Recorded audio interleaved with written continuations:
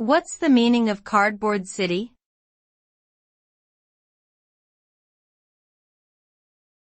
Cardboard city.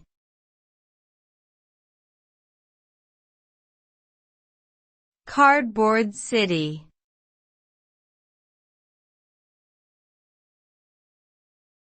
Cardboard city.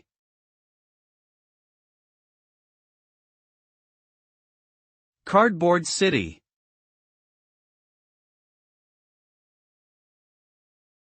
Cardboard city is a term used to describe makeshift shelters or housing constructed from cardboard boxes and other found materials, often set up in urban areas by homeless individuals or marginalized communities.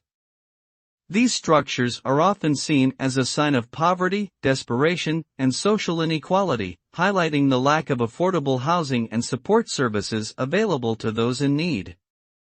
While these communities may provide a temporary solution for shelter, they also underscore the urgent need for systemic change to address homelessness and housing insecurity.